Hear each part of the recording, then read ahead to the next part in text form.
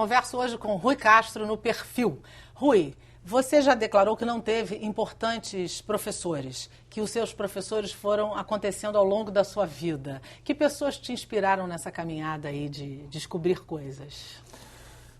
Eu posso ter sido injusto, né? Eu tive poucos professores, que minha vida escolar foi uma bagunça total. Eu fui talvez o pior estudante da Faculdade Nacional de Filosofia, atual Instituto de Filosofia e Ciências Sociais, da UFRJ, em toda a história dela. Tanto me formei em Sociologia, sou um sociólogo, mas nunca fui buscar o diploma, porque tive vergonha de buscar o diploma, né? Mas tive grandes professores, né, como o Ilmar Roloff de Matos, né, o Ciro Flammarion, pessoas da maior importância. Mas ao longo da vida, realmente, eu devo tudo a pessoas como Zelino Grunewald, né, Paulo Francis, Milor Fernandes, Ivan Lessa, né, Sérgio Augusto, sabe? São pessoas com quem eu convivi e continuo convivendo, né, são grandes profissionais, alguns muito mais velhos que eu, outros pouco mais velhos, né, mas com quem eu trabalhei, né, assim, diretamente, né, observei a maneira como trabalhavam, vi o resultado final, sabe, me inspirava neles, aprendi muito com eles e continuo aprendendo. Eu aprendo até com um foca que vai me entrevistar. Né? Mas essa é a arte do sábio, né? Os sábios aprendem constantemente. Rui, você é um trabalhador muito árduo, né? Quando você está trabalhando, você fica muitas horas na pesquisa, escrevendo. E ao longo da sua vida, você já teve algumas intercorrências de saúde, teve alguns problemas com o alcoolismo, enfim. O trabalho te ajudou muito a superar essas questões? O trabalho me ajudou a superar tudo isso, na verdade. Né? Não foram algumas coisas, não foram coisas muito graves, realmente. Um processo alcoólico realmente gigantesco, que durou 20 anos, né? que foi interrompido, senão eu não estaria mais aqui. Outras drogas também, e alguns problemas assim, brutais de saúde, tipo um câncer, um infarto, outro câncer, assim, meio até em sequência, né? A Heloísa Seixas, minha mulher, fez até um livro sobre isso. Maravilhoso, o Oitavo Selo. O Oitavo Selo. Que nós indicamos aqui. Pois é, que conta um pouco até como tudo isso foi superado, né? Foi superado pela palavra, né? Pela razão, pelo uso da razão. Era assim uma maneira de, por exemplo, no caso do alcoolismo, por exemplo, o que é o alcoolismo? Você pode ser o bambambam, pode ser o rei da cocada preta em qualquer departamento, mas vai ter uma coisa que te supera, né, e que te derrota, que é a garrafa, vamos supor. Então, uma maneira de você lutar contra isso é o uso da razão, né? Ou seja, você botar na sua cabeça que depois, claro, de passar por internações e grandes sofrimentos físicos e tudo mais, você botar na sua cabeça que se você não pode derrotar a garrafa, é melhor você ficar longe dela, né? E aí as coisas começam a acontecer na sua vida. Por exemplo, tudo que me aconteceu sobre o que nós estamos conversando aqui foi basicamente depois que eu parei de beber. Né? Isso foi no ano de 1988, acabou de fazer 28 anos. E aí a vida melhora muito? Melhorou para mim 1.000.000%. Né? E eu sempre, a partir daí, me interessei por esse assunto, passei a estudar. Isso me ajudou para ter uma grande compreensão, por exemplo, em relação ao processo do Garrincha, né, que também foi vítima disso, o processo da Carmen Miranda, que também foi vítima disso e de outras dependências químicas. Né? E me permite ter uma visão muito clara também a respeito desse assunto, né, que é um assunto importante na nossa sociedade, infelizmente muito deixado de lado. E essa questão da droga que você acabou de citar, então você deve ser contra a descriminalização da maconha? Ou você acha que é viável se ter isso na sociedade brasileira? Eu acho o seguinte, eu nunca vi um médico a favor da discriminação da maconha. Quem dá declarações a favor o tempo inteiro, quem é? Artista, advogado e jornalista, né? Ou seja, são suspeitos de sempre, né? Os médicos sabem, né, a calamidade que seria você liberar a maconha de repente para uma geração inteira de meninos de 12 anos de idade, que naturalmente vão achar que no Brasil é assim, o que não é proibido é obrigatório, né? Os meninos de 12 anos vão cair de boca nesse negócio, e aí eu quero ver como é que vai ser. O Brasil não consegue controlar sabe, nem gripe, né? O Brasil não consegue fornecer, sabe, a quantidade de alcoólatras no Brasil, né? Uma média assim, de 35 milhões de alcoólatras no Brasil, que não tem a menor assistência, sabe? E são vítimas até de um desconhecimento maciço das próprias autoridades, né, sobre esse assunto, porque se entendesse desse assunto, não permitiriam que a seleção brasileira fosse patrocinada por uma cerveja, por exemplo, ou que tivesse anúncio de cerveja às 4 horas da tarde de domingo, entendeu? Se soubesse o que estão falando, né? Então, se não consegue entender nem de alcoolismo, vão entender de dependência de outras drogas mais pesadas. E como você disse, essa ideia começa muito na juventude, um ser em formação. Atualmente, né? Começa na infância. O adolescente tendo um acesso livre é meio complicado. E eu gostaria de saber também se o cara for proibido, se a venda de maconha for permitida, isso vai acabar com o traficante.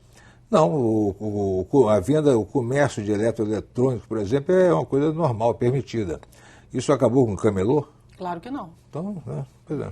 A resposta está aí, né? É. A resposta é evidente. Rui, você escreveu muito bem sobre a Bossa Nova, o teu livro virou uma referência, um clássico, utilizado para estudo, e agora a gente chegou no Samba Canção, A Noite do Meu Bem. E você tem uma particularidade que eu, pessoalmente, acho muito legal, que é trazer o contexto para o texto. Você busca tudo que está em volta para contar uma história. A Vogue, por exemplo, está no auge do teu A Noite do Meu Bem, né? É proposital isso? É o teu jeito pessoal de buscar as informações para o livro que você escreve? Olha só, tanto numa biografia quanto num livro de reconstituição histórica como esse, como é o Chega de Saudade, você não está escrevendo sobre uma só pessoa ou sobre um grupo de pessoas. Você está escrevendo sobre um grupo de pessoas que é cercado por um outro grupo de pessoas, que é por um outro grupo de pessoas, que é cercado por uma cidade, cercado por um país, cercado pelo seu tempo, né? Então, tudo isso tem que ser visto quando você está estudando determinada pessoa ou grupo de pessoas. O que importa é que tudo isso tem a ver com o seu assunto, porque não quer dizer que se eu estou falando do Samba Canção, eu tenho que ficar falando do Getúlio Vargas ou do Juscelino, porque tem se tiver a ver com o que eu estou fazendo, né? falando ali. Então, esse contexto, esse mergulho no contexto é importante para ajudar a iluminar o assunto do qual você está tratando.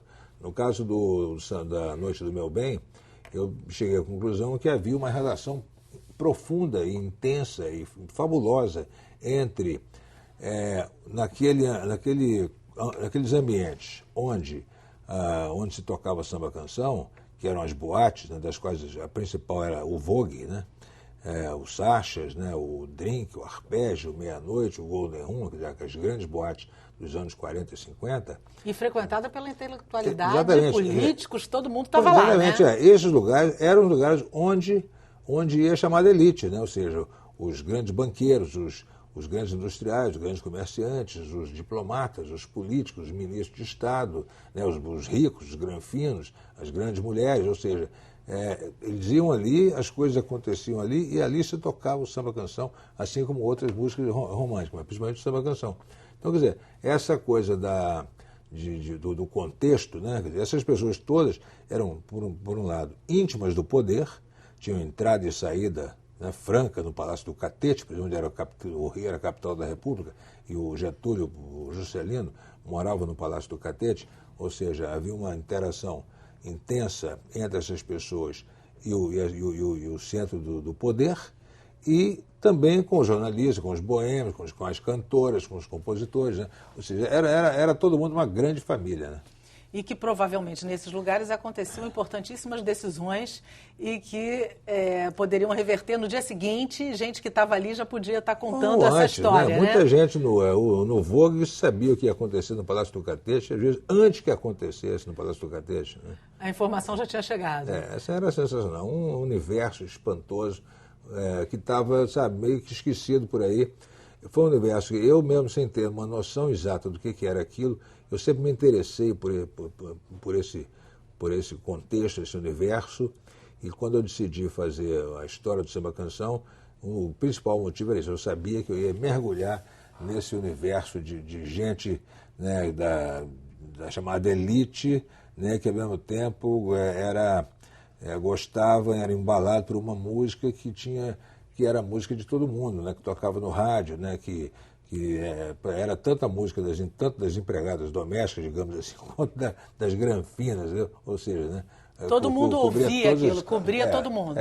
Era uma coisa comum a todas as pessoas. Exatamente. Né? Quais as histórias mais curiosas que você descobriu nessas décadas que você retratou aqui, que te chamaram a atenção, claro, no A Noite do Meu Bem? Não, tem muitas, né? O livro inteiro é uma sucessão de histórias, né? Envolvendo a vida dramática, né? de várias cantoras dessas. Por exemplo, a história da Dalva de Oliveira com o Erivelto Martins, né? Que é uma história mais conhecida, mas que eu dou em detalhes aí. A história da Nora Ney com o marido dela, que é uma história que quase ninguém conhece, que é uma coisa terrível, né? E a vida os supostos namoros da Doris Monteiro, né? E a coisa da Dolores Duran, né? Com aquele histórico cardíaco, né? As pessoas acham que a Dolores era uma mulher melancólica, mulher triste, vivia numa fossa, por isso que escrevia aquilo. Nada, era uma mulher animadíssima, né? Engraçada, piadista, né? Voltada para a vida, adorava cozinhar para os amigos, adorava namorar. Eu dou uma lista lá de mais de 10 namorados dela, né? E dizem que ela não era uma mulher tão bela assim. Não era, pois é, mas... No entanto, ela tinha alguma coisa realmente que verdade. As pessoas se apaixonavam por ela, adoravam ela. Né? É verdade. Ou seja, é uma galeria de pessoas muito, muito interessantes, vivendo situações, sabe, fabulosas, né? E embalados por aquela música que eu dou, com frequência eu dou.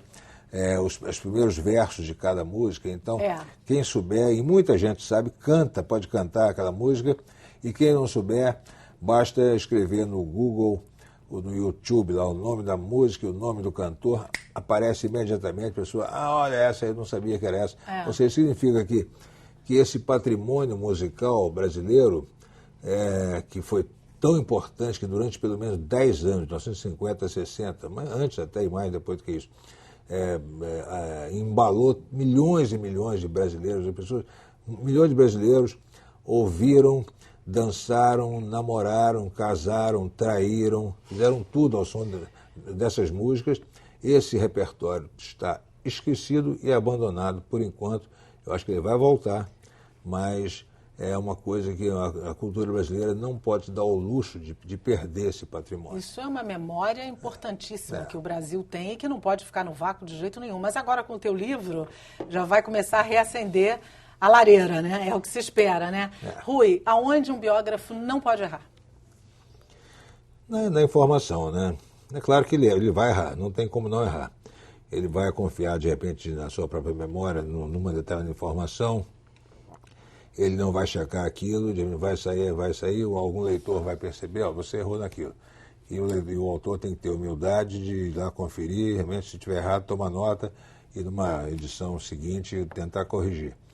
Mas você fica tanto tempo mergulhado nesse processo, 2, 3, 5 anos, A Noite do Meu Bem me tomou 3 anos, que você tem tempo de se corrigir antes de mandar o livro para a prensa, né? Ou seja, tem tempo de errar menos. Exatamente, O que mais te inquieta como escritor? É a busca da informação, né? É isso que foi a minha vida inteira, né? A busca da informação. Tanto no jornalismo como no livro, a matéria-prima é a mesma, é a informação.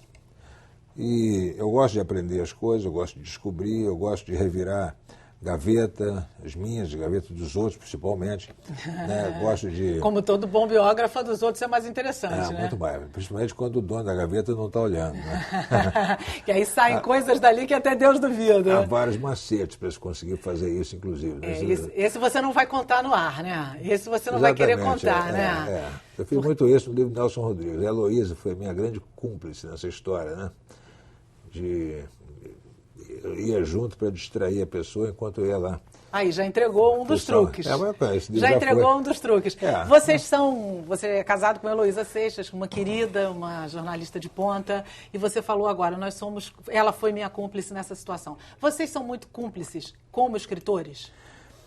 Ela é muito minha grande cúmplice como escritora, né? Porque o biógrafo, ao contrário do que se pensa, porque a vida do escritor é uma coisa solitária, né? Um trabalho solitário. Tudo bem, do romancista do ficcionista, mas do biógrafo não é. Né? O biógrafo tem, ao contrário, ele vive cercado de gente. Todo mundo dá palpite, né?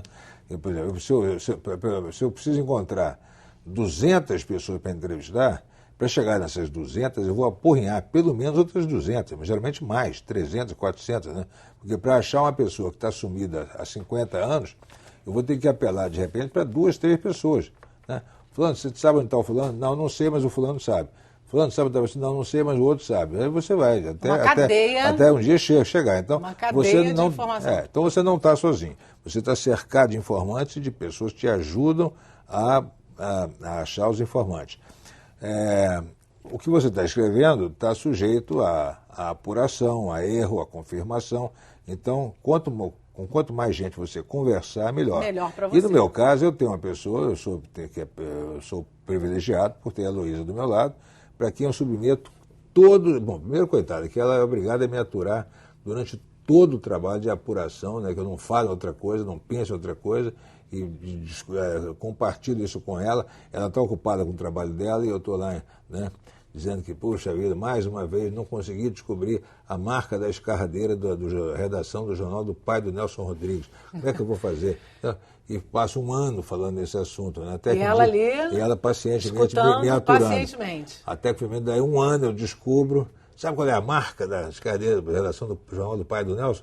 Não, qual é? IGEA. HYGEA. E daí? Sabe, que algum leitor, né, vai mudar a vida de algum leitor quando lê isso? Não vai, né? Mas aí que está o negócio. Essa informação pode não ter nenhuma importância para o leitor, mas eu não posso desistir dela. Eu só posso, sabe, sair dela quando eu encontrar a informação. Porque se eu desistir dessa informação, eu vou desistir também de uma outra, que também o leitor não vai perceber. Então eu vou desistir de outra também, quem sabe não vai nem perceber. Você vai desistindo de tantos, que é melhor não fazer o livro. E uma das características de um bom jornalista é nunca desistir da sua informação, desistir da fonte, de procurar informação. Isso daí, né? É a arma do negócio. E a graça da coisa está exatamente nisso, né? De você encontrar, descobrir, sabe? Aquilo que estava perdido há 50 anos, no fundo, nem da cabeça, da gaveta, mas no fundo da cabeça de uma pessoa. Né? Você ser, de repente, a pessoa capaz de deflagrar essa centelha ali dentro e fazer ele se lembrar de uma coisa que ele próprio não se lembrava mais. Né? Além de música e literatura, qual é o lado B do Rui? O que você gosta de fazer?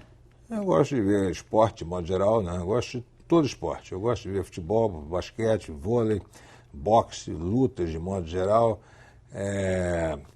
Aquele pessoal que vai de esqui, né, lá embaixo. Aliás, no verão é maravilhoso você ver esporte de inverno, né? É espetacular. Até aquele campeonato de chaleira, né, que jogam na neve, né, e o outro vai varrendo. Você curte esporte? Curte aquilo. Isso é uma das suas curtições? Campeonato de pôquer, gosto. Então você gosta realmente de eu gosto de esportes. Rui, chegou no nosso momento literário. O que você está lendo nesse momento? O que você indica? Eu estou lendo um livro divertidíssimo que é o chamado Dilmês, o idioma da mulher sapiens, do meu amigo Celso Arnaldo Araújo, meu ex-colega da Manchete, no começo dos anos 70. Ele reuniu, ele está se dedicando isso há anos, né, muito antes da nossa querida Dilma ser presidente, todas as asneiras, né, e besteiras e erros, né, que ela falou na vida e continua falando. Ele juntou tudo aquilo, uma antologia, né, que é impressionante, é muito bem feito. E no final, você ri a beça, mas no final fica meio desalentado, né, de ver que essa pessoa é a presidente da República. Uma bela história. A gente vai indicar Estado de Crise, que fala exatamente dessa questão da crise que a gente está vivendo, a crise mundial, apontando umas possíveis soluções. E, claro, a gente volta a mostrar o livro do Rui, o belíssimo A Noite do Meu Bem. Interessantíssimo em todos os aspectos, como a gente já viu aqui conversando com ele. Rui, tem projeto novo à vista? Tenho, continuar trabalhando em função da Noite do Meu Bem, que vai render muitos frutos. Vai render especial televisão, documentário de cinema, caixa de CD, exposição de foto. Nossa, vida longa. Vida longa. Espero que sim.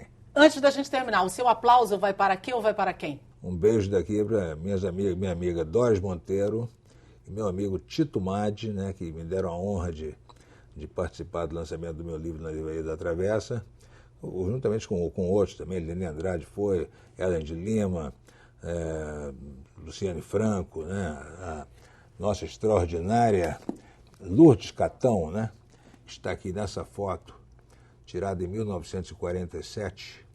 Ela foi ao lançamento. Que lindo. Linda, né? Chiquérrima, né? Show. Sabe? Ou seja, então um beijo para Lourdes Catão também. E a sua indignação, vai para aqui ou vai para quem? Eu sou um brasileiro comum, faço parte dos 90% da população indignados com a situação atual do Brasil. Rui, super obrigado pela entrevista, um prazer ter com você aqui. Obrigado. Conversar sobre tantas histórias saborosas, especialmente a Noite do Meu Bem, e te desejo muito sucesso aí nas novas empreitadas, né, que pelo visto serão muitas. Obrigado. A você que nos acompanhou até aqui, super obrigado pela sua audiência e também por nos ajudar a colaborar localizando as crianças desaparecidas que a gente veicula aqui na nossa programação. O perfil está no ar todas as segundas-feiras às 23 horas, com reprises aos sábados às 11 horas e domingo às 19 horas. E se você quiser falar com a gente, o nosso contato é perfil@tvalerj.tv. Envie suas sugestões, suas críticas, suas ideias. É sempre bom te ouvir. Muito obrigado pela sua audiência e até a próxima.